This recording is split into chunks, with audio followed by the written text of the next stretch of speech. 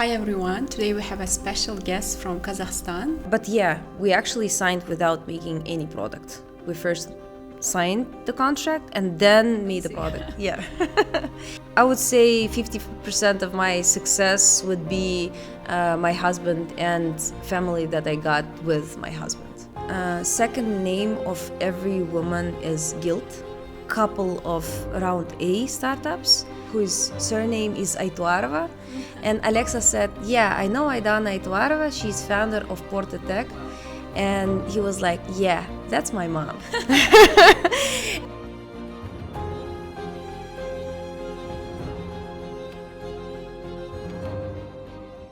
Hi everyone, today we have a special guest from Kazakhstan, Aidana, and she's the founder of the project Porte Tech, and today she will talk about her project. Thank you for coming. So she came to Tashkent for one day for the lecture, and we managed to grab her time for our interview. So Thank you for inviting me. I'm very honored to be here and to speak to every Uzbekistani startup. So nice to see everybody. So firstly, I'd like to ask about Kazakhstan's startup ecosystem. In Central Asia, there is a lack of female-led startups, and not lack of, just small number of. But it seems Kazakhstan to have better results. Can you share your opinion about it? I think for now we have better traction of female founders, just because the startup ecosystem itself started earlier in Kazakhstan, thanks to actually Astana Hub, Maghjan Madiev and his team, that they started it. And we still have not the big amount of female founders, but very promising. In my head, I can think of maybe 10 that are really good. So I think it's more of, as startup ecosystem grows, number of female founders grows as well. What led you to start Porte Tech? And I've read that you have been working in different companies, yes? Yes. Okay, what inspired you to found this company? So starting from my background, I'm actually coming from finance. I worked at PwC for 5 years. Then I went to real estate. It was the biggest owner of real estate, commercial real estate in Kazakhstan, maybe Central Asia, but most probably Kazakhstan. From there, I was invited as a CEO of another prop tech startup. And from there, it's actually a story of how some bad things happen that become a good thing. I was promised shares, I didn't receive it, and I can say asked from leave from there. And at the end of the day, we decided that me as a ex-CEO, ex-CTO, ex-head of legal, we decided that we can start something that would be ours. We could work with hardware, we could work with software. Then we decided that number of doors is more than number of barrier gates that was in previous startup. We started searching. We actually went to residential complexes first because they have doors, a lot of doors. They even gave us pilot projects, but we understood that signing process will be too long. Then we went to shopping malls. They also have a lot of doors. They were interested, but check size was super little. And then we went to the hotels, and it was a click from the first moment, because it was our clients from previous startup, actually. And in the previous startup, we were chasing them to sign the contract. And when I said, we want to get a digital key for you, he was like, yeah, tomorrow, 10 a.m., come. Because he was searching for the same solution to get rid of magnet cards. And we understood that we can not only make a digital key, but actually make a little ecosystem within the hotel, like making orderings for food, amenities, laundry, etc., etc. Okay, great. So you have replaced magnetic keys with digital ones, yes?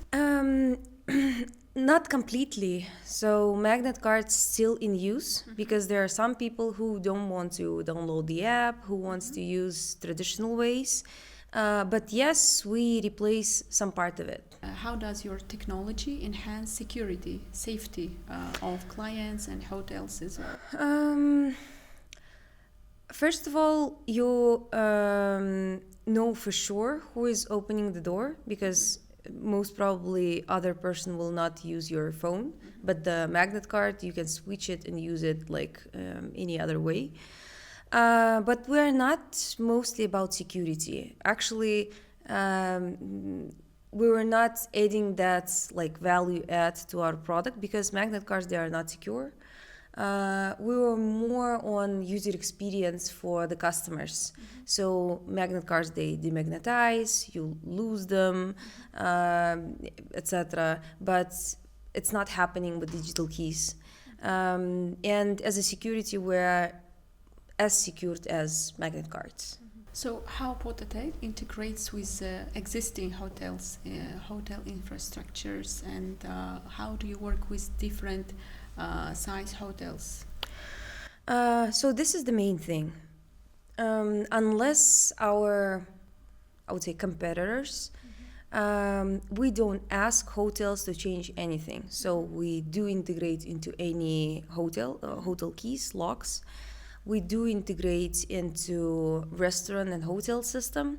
So without changing hardware, software, or processes, hotels can offer their guests direct access to online check-in, check-out, food, amenities ordering, and actually a lot more. How we're doing it is one of our main things. We do have access to closed APIs of lock providers. This is the main thing. Actually, nobody else almost. Okay, in Kazakhstan there are two other companies that have access to closed APIs, but they're working only with the government, not commercial one. Yeah. So let's talk about your team. How many people were in your team when you have started your company? When we started, it was 3. Now it's not that much actually. It's 8, and except from me, legal. And we recently hired manager for Central Asia, so I could focus on MENA. And everybody else is technical. I mean, it's Flutter developers, backends developers mostly. Yeah, I read information that you built your Porte Tech's MVP in 2 weeks. Is it true? So yes, it is. It's actually, when we sold the product itself, it wasn't even the MVP. I was in the weekend. That's interesting. In the weekend, I managed to I learned how to use Figma, and I just draw their application itself. And when we were selling to the hotels, we actually sold it without any coding at all. They looked through the pictures, how it will look like at the end, and signed the deal. And then we started making the app, and MVP version of it was ready in 2 weeks. But it wasn't integrated into everything. It was just an app that you can touch and see how it will work. But yeah, we actually signed without making any product. We first signed the contract and then made the product. Yeah.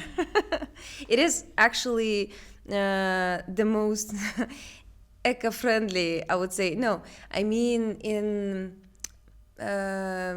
thinking of it, it's more about time of our developers, that they didn't waste their time to making some product that will not work. They created product that was already sold, so it was win-win for everybody. Do you advise this to the new founders?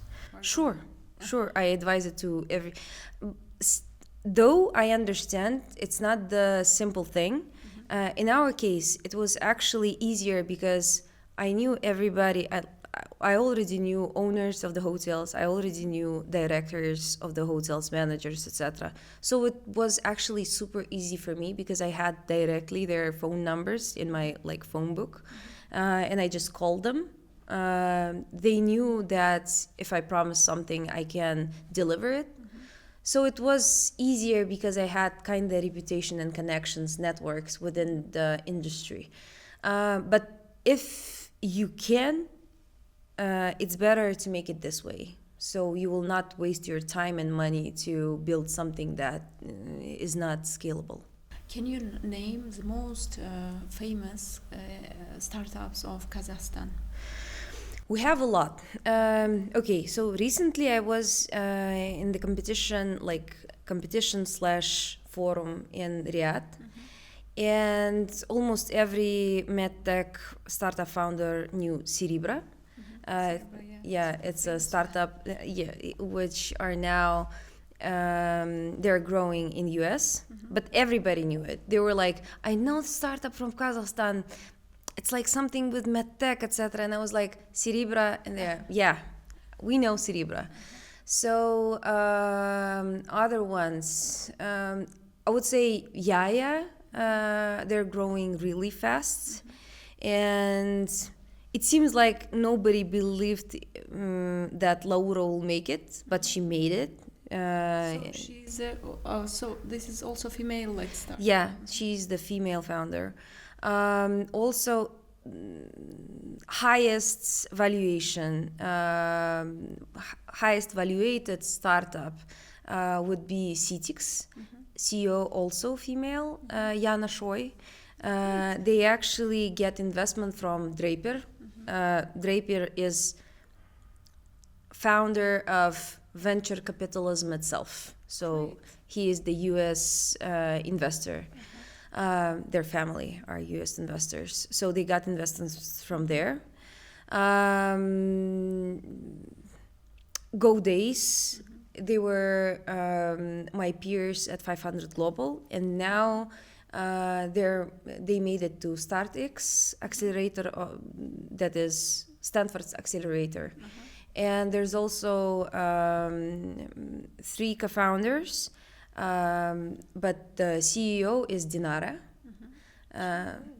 So there are a lot of good, very promising female-led startups. From not female-led startups, except from those from Cerebra, it would be from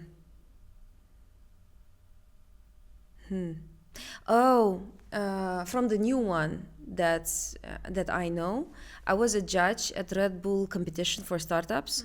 And Kazakhstan's competition? Yeah, it's Red Bull Kazakhstan making competition for startups. Okay, great. But at startups, were mostly students and someone who is at the high school. So there was a startup. They will actually be part of competition on the event I'm speaking today. His name is Mark. He's 17 years old. 17? Yes, and he's making AI assistant for e-commerce and ed tech. And actually, all of my friends, like Laura from Yaya or Kasim from Squares, it's also the startup. They're using his product, and they're saying it's good. So I was asking Mark how he made this product. He said, we started making product just for fun, on the weekends, and then it scaled, we pivoted, and now we're having revenue and getting into different accelerators. First thing I did, I was texting 500 Global. You should speak with this Mark guy, because 17 years old, and he already sold his product to all of your portfolio companies. Great. It is huge. And quality and number of startups that younger generation does, it's impossibly cool. They're the coolest. They know all of the abbreviations like our ARR, our monthly recurring revenue. We're making this. Churn rate is this. I didn't know these terms until, I don't know, maybe 7 years ago. And they're in the high school already knowing all of this stuff. It's amazing. Great. Do you have some educational programs to teach about startups or accelerators? How do they know about it, or just via internet? I think Mark and his team mostly internet, but we actually do. Astana Hub has philosophy of Astana Hub, as I understood it, was to raise younger generation to be more tech severe, I don't know, mature. So they have a lot of programs for high school students. This is why I think they also have a lot of programs on everybody who is in school or older for starting coding. For coding. Okay. Yeah. What about your skills? I mean, your background knowledge. Where did you study? Or I studied in Süleyman Demirel University, which is Kazakh-Turkish University in Almaty. And I'm mostly in finance. Then I understood regarding the all of the details of working in startup industry, because it actually differs from regular finance, like how you raise investments, how you speak to people, etc. I actually little bit studied for coding, but on online sources. But I would say in my team I'm more business person than technical person, and but we do have all technical angles closed with all other different people. And I think maybe it's not true, but in my opinion, main thing of CEO is actually selling, and selling not only to the clients, but first sales you make, it's sales to your employees. All of our team worked at least 6 months for free. And it is a commitment. You should sell to your team your future success, that we will succeed as a team. Then you should sell your idea and traction that at the beginning you do not have actually to investors. And then you sell to the clients. So you need to sell, but not in the common sense of selling for money, but more of selling idea for time people have. So you told they worked for free, yes? Yes. Did they have any other job? Because how can they feed their families? Most of them, CTO had different job. So he worked part-time. But that job didn't require as much time as startup did. Some of us didn't have, like me, I didn't have. I was wasting my husband's money as head of legal did. So you should have a great husband, yeah.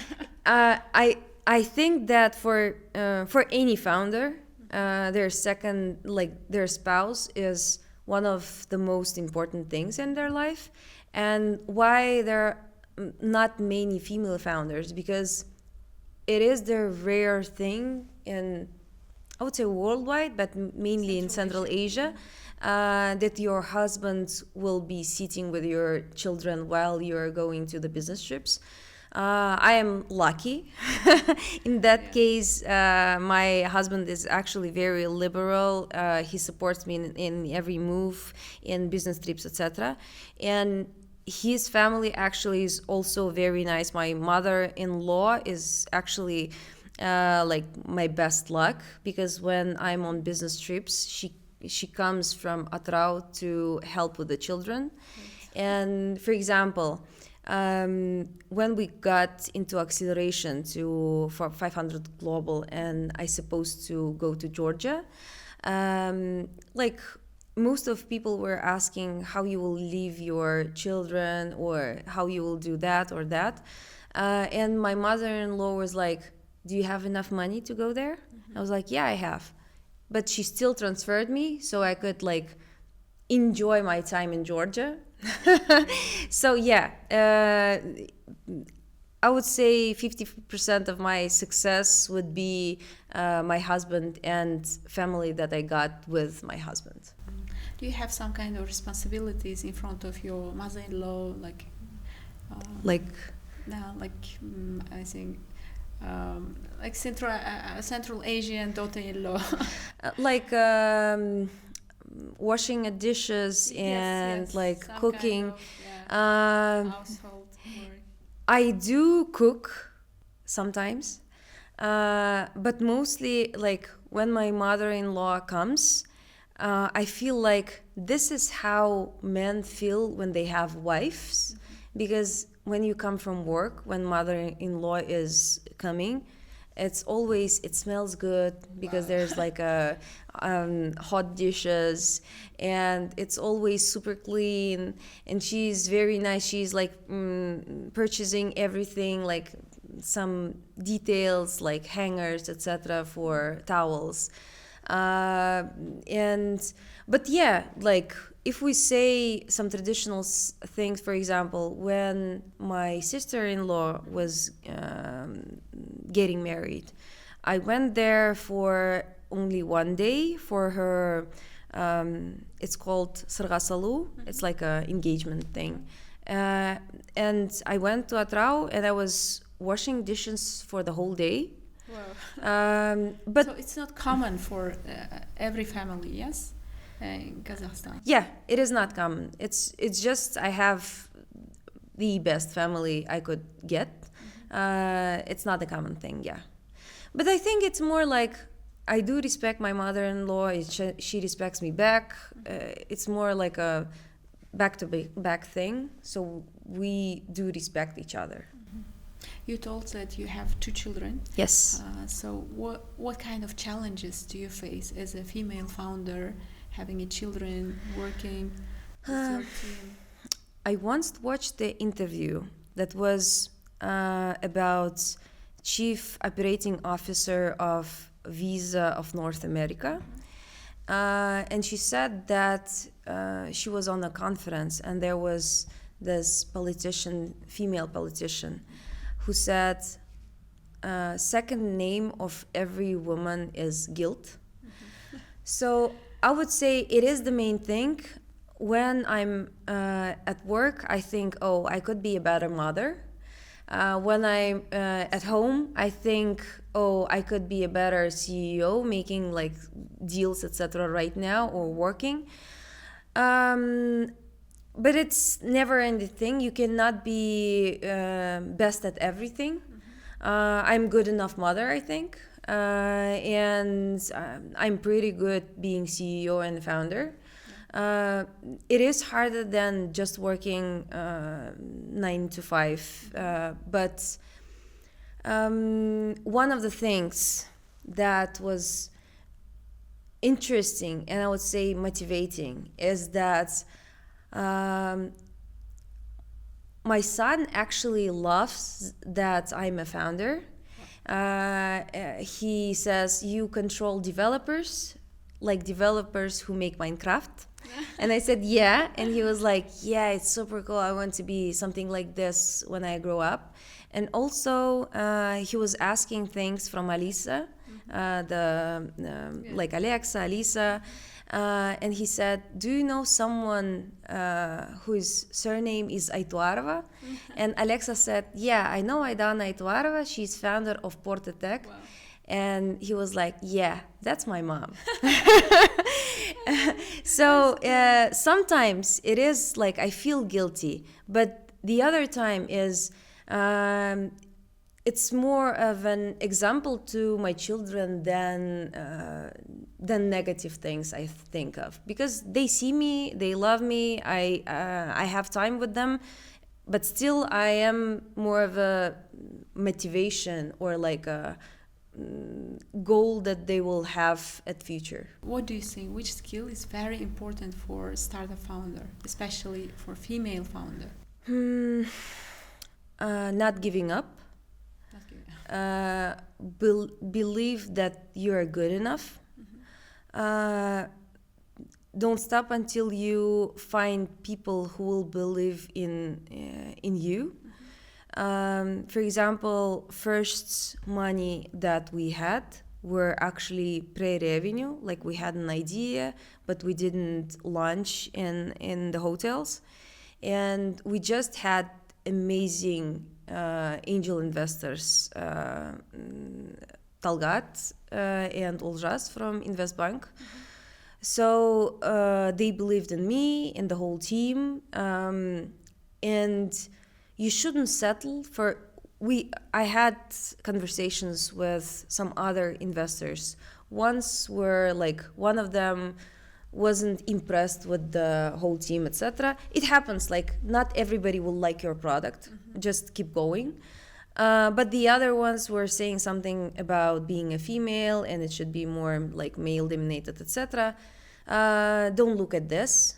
There are a lot of people who are saying insane things. It doesn't mean that they are right. Just search for your people and you will find them, and they will be the best investors and partners that you will have. Great advice. Okay, so we have talked about the improvements in Kazakhstan ecosystem, but can you tell about some kind of problems? Well, what kind of problems do you see?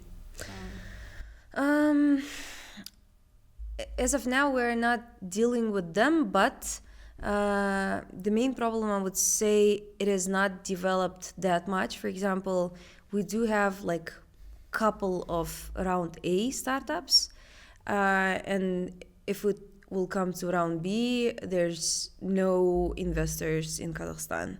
It will be, you need to expand to somewhere else like Saudi or Europe or USA.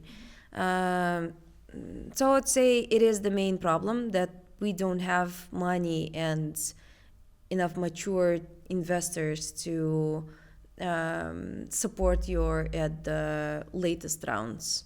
It is the problem, but we will face it later. But there are always solutions. You can just go outside of your market. Just go to other different countries so that investors from that countries will be interested in you. That's it.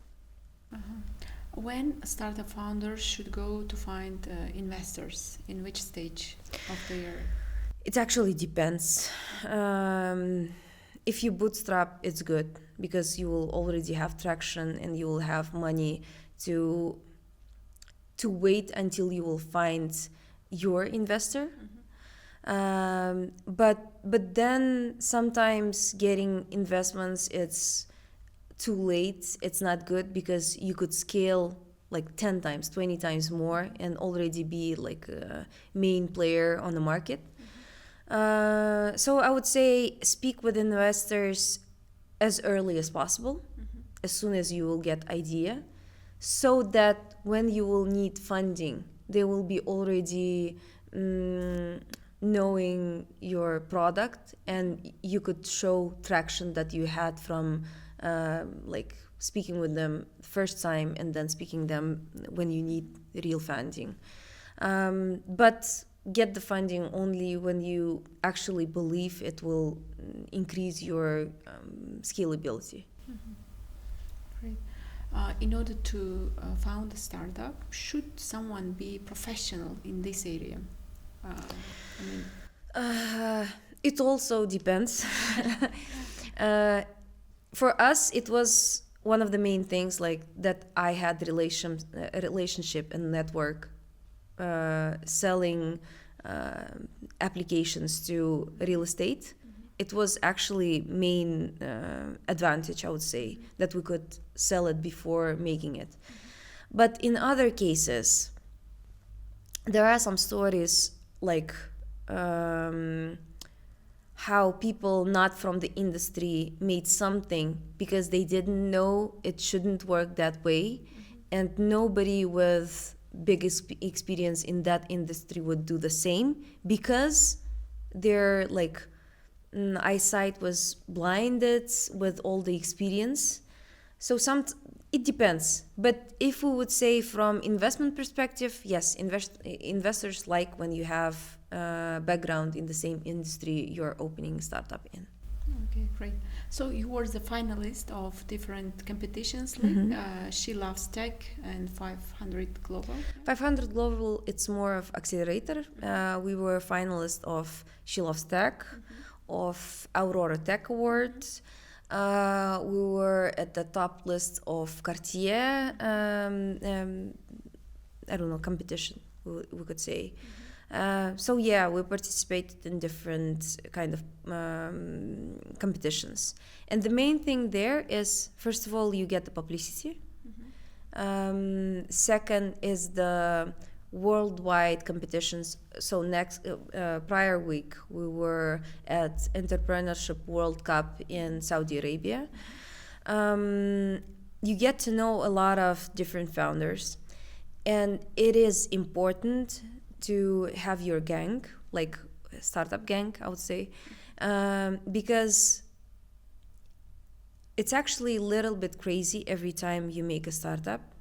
You believe in things that mostly nobody else believes, and you need someone to, when you feel down, you may call them and say like, I have this and this, and they will understand you because nobody else will understand, because it is not common way that anyone goes, like the startup way. And the competition is somewhere where you can get this network and this gang. You can get PR, and like you can get the monetary prize. Okay, great. So has there been a moment in your journey when you want to just give up everything, to stop? At the beginning, when we were not getting the investments, I was actually searching for videos like how to not give up in when every investor is saying that your product is not good. So the advice they gave, actually pretty good. If you think of it as, I need to, because maybe out of 100 investors, like 5-10 will say that they're interested, and maybe like 1 or 2 will invest at the end. So you should think that way. You need to get a list of 100 investors, and your goal should be not to get the investment, but to talk to all of them. So every time you talk to one of them, and even if he says no or she says no, you tick the box of getting, like, you're getting closer to 100. So even if they say no, you're getting closer, because your goal was not just get the investment, but to speak to everybody else. But there's a hint to this one. Start talking. When you're talking to investors, you're making this list. Start talking to those that you do not want to see in your cap table. Like investors that you don't like, you go to them and present to them. They will say some advices or comments to your pitch deck.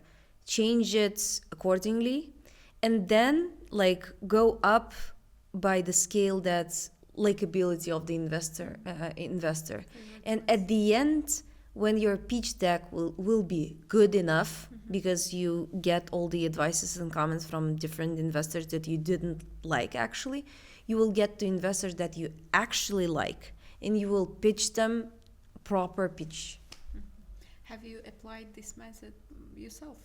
Yes. Yeah. Yes. Yeah, I did start from investors that, not that I don't like, but more like I don't see them in my cap table, and evaluated to those that I like more. and I got investment from those that I like. So your company got investment, yes? Yes. International investment. Yes, part from 500 Global and part from Kazakhstani VC and angel investors. So that's great. Was it difficult? It was kind of difficult. Right now, like we keep devaluating our work, because right now it seems like it was not so hard, but it was, because I was Googling how to not to be depressed. So I would say it was pretty hard. Just a minute. Okay, so what was the biggest challenge in that process?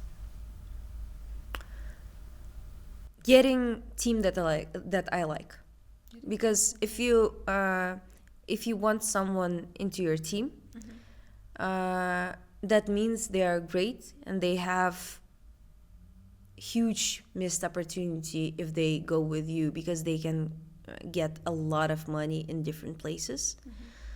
It was the hardest thing, but we made it.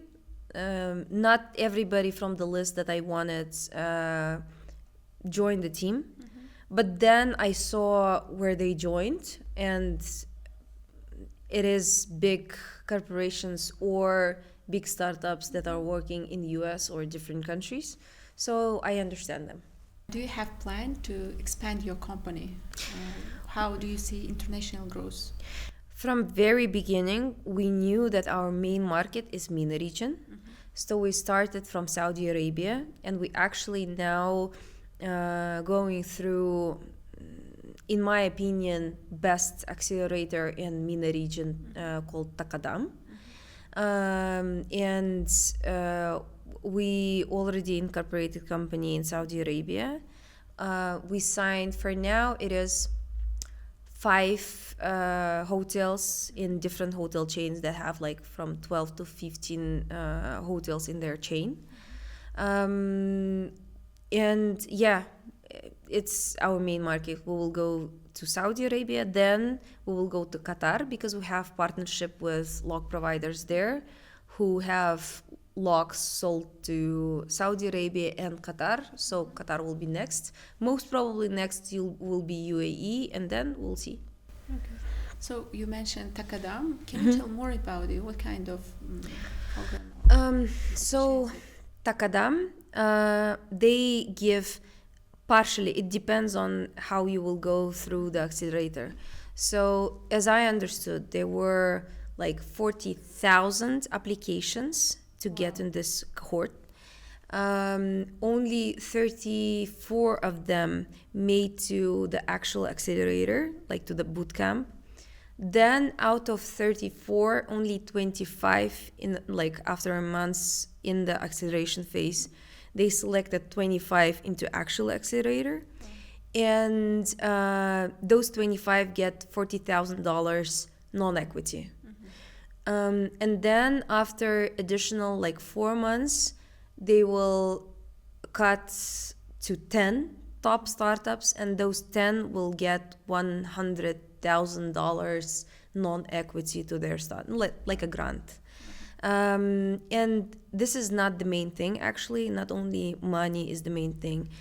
They actually do have mentors who are the best in MENA region, who have all the connections, and they are actually one of their mentors are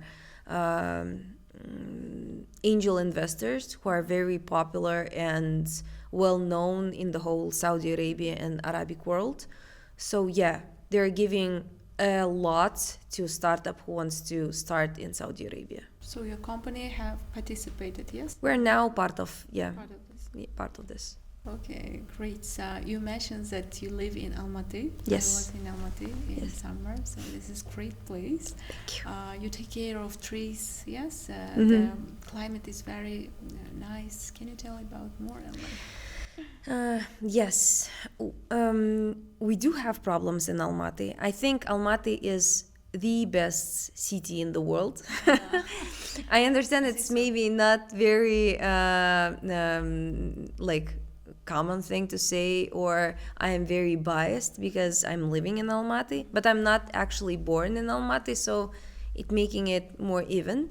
But the only thing I do not like in Almaty is pollution, because we have mountains all around the city, and city doesn't have a lot of how could I say it, like circulation around it, to get all the pollution out of the city. But we do have trees and everything else, because I would say we have pretty active community. For example, we have that case with Sulpak store that sells like all the electronic things like phones, etc. And their logo wasn't seen from from the roads. So they cut all the trees that are near their like main building. To make their logo visible. Yeah, to make their logo visible. So it was huge news, I would say, for 3 months or so. They paid the fine, and they actually got another trees to in front of their office. And I think they got some trees not only in front of their office but like in Almaty in general. So yeah, and it was all made by active community and people that are making it vocal on the news and in social media. So we're getting, I think, in the right direction of being eco-friendly to our nature. So people have active position, yes? Yes. About the nature, saving, preserving. And nature. I have a lot of friends who, and me myself, this case with Sulpak was like 5 years ago, and I still don't buy anything there, and my friends as well. From this shop, because of this thing. Oh, that's great. You have very supportive community. You have. Okay, so I would like to ask about the particular book or mentor who impressed you or who had impact on your life.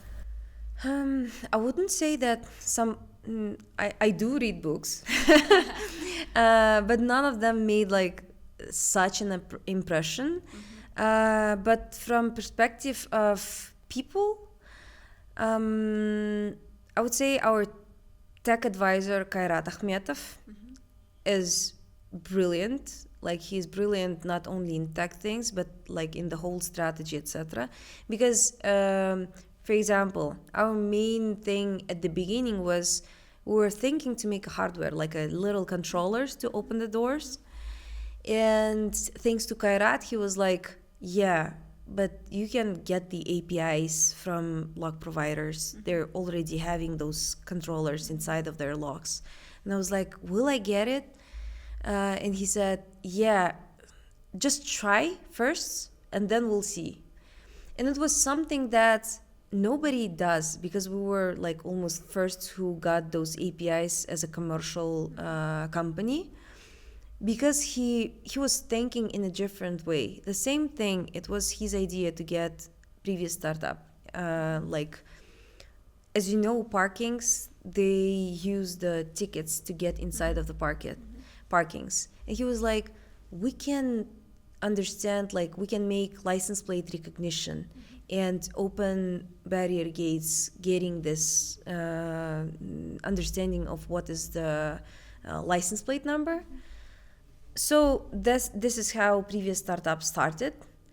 And he is actually the way his brain thinks and the way they do their business together with his brother and like making it very successful for like years. It is amazing how how it all works out. And I think people like him, not only him, but people like him are very big motivation. Great. What is the proudest moment you have had from starting your business? From the moment you started the business? There are a couple of them. One of them, the one when my son was speaking to Alisa and was very proud of that I'm his mom.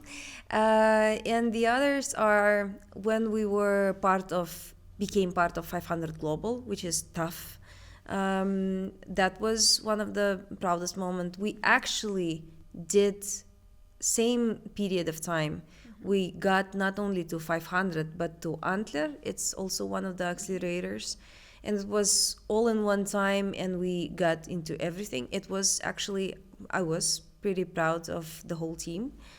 And getting into Entrepreneurship World Cup in Riyadh was actually very proud moment. And not only we got to top 200 and then to top 100, we then went to top 24 finalists of Entrepreneurship World Cup. And it's not only getting into like worldwide competition. If you could see startups that are participating there, for example, one of them was they were making equipment for newborn babies that were like 7 months in the belly, not 9 months. And they made all the equipment that gets life, I don't know, like scores, I don't know, like the when you get a baby who wasn't 9 months in your belly, they got them into this cube or something.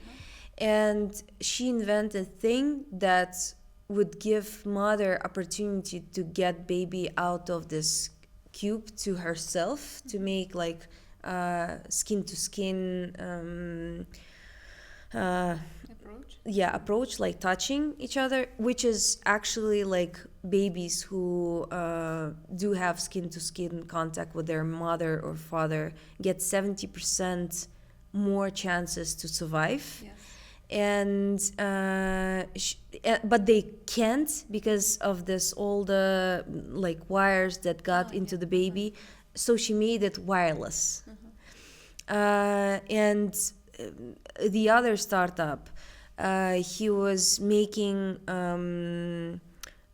tests for preeclampsia, which is like 8% of pregnant women have preeclampsia. It's a condition where your baby doesn't survive, but you cannot say about the preeclampsia until second trimester. But the thing is, if you can't say it's on the first trimester, your baby definitely will not survive because it will die in the first trimester. So they made those tests. Or the other one, they made something like Ozempic for obesity, but without any nausea, etc. So it was more natural. So level of startup ideas and their tractions, like some of them got investments of 10 million, 30 million. Some of them had annual run rates or like recurring revenue of 50 million, 100 million. So it was amazing that making into 24 finalists when this is the startups that you need to compete with. I was very proud of myself and our team in total. That's great. Okay, so do you have a personal mission or North Star out of the business? So do you have your own something from heart? I don't know if my investors would like it, but the thing is, I think I would be happy if I could exit successfully from startup. I do like Porte, but like at the end of the day, if I could exit successfully, I most probably go into more edtech or medtech field, so I could help children who are mostly edtech, like children who are not educated enough. Worldwide, there is products, or not the product, like the organization that helps children who are living in villages, etc. I don't remember the naming. It's like Education for All or something like this. So what they do in Kazakhstan branch of it, they re-educate people who are tired working for corporations or something, and they re-educated to be teachers, and they send those people with Western education, with background working for corporation, to be a teacher to small towns. And it's not the thing of, they're mostly like teachers of physics or like chemistry, etc. But it's not only in physics and chemistry. It's mostly in the mindset. Because as someone who is not from capital of Kazakhstan, I was not born in Almaty, I was born in Aktau and then moved to Atrau, which are both not largest city of Kazakhstan. My choice, I was very good. I had all 4 and 5s, like B and A's, when I was studying in high school. But I wasn't thinking that I'm good enough to get into some abroad university. Like, I was thinking this is something for someone who is like really smart. Even we had this program called Bolashak, when government pays for your education abroad. I didn't think I could even like apply for it. But then when I came to Almaty and I was studying in Almaty University, like in Süleyman Demirel University, I understood, like I saw people who went to Bolashak and they were not smarter than I was. Their level of English wasn't better than mine was. The thing was, my mindset of girl living in the small town was mindset of girl living in a small town. And those teachers who had this experience, like studying abroad, living abroad, living and like working for a big corporation in Kazakhstan, can give this mindset of you could do whatever you want and you are good enough, to children in small villages or small cities. I would say I would fund something like this, or I would go in that direction to help those who are who don't have this mindset. This would be something that at the end of the day I would like to do. Okay. Changing mindset is crucial. Changing the mindsets, yeah. But like when we say about Porte Tech, it's actually the same. Like our product is not different from something that Marriott or Hilton does. They already have like all digital keys and ordering food, amenities, etc. And it's not something new.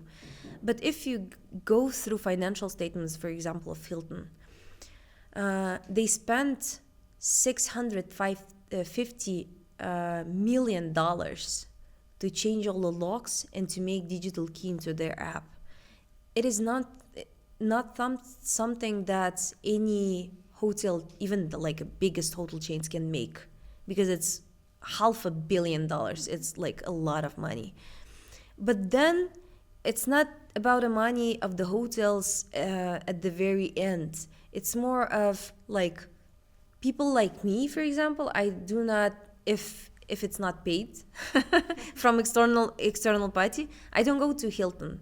Most probably I will go to middle tier hotel, and I should actually suffer from everything. Like, people don't speak my language and I need to show paper. Like, if I want to get the toilet paper, I should like point them picture of toilet paper. I should suffer because this experience of wealthy people is not something that I can get to the payment I get to local or middle tier hotels. And we're changing it. We're bringing experience that you would have in Hilton and Marriott into all of the hotels. So I think it is pretty huge goal to make it like even for everybody. Thank you so much Thank you. for coming, for joining us. Do you want to say something to Uzbek founders, female founders maybe? For all the girls, and not all the girls, but like men and women, male and female, don't give up. Even if it's not working out, just try. Your background is something that is important not only for you but for the whole ecosystem. So yeah, keep trying. Okay, thank you so much for your time. Thank you for inviting me. It was very it was a pleasure.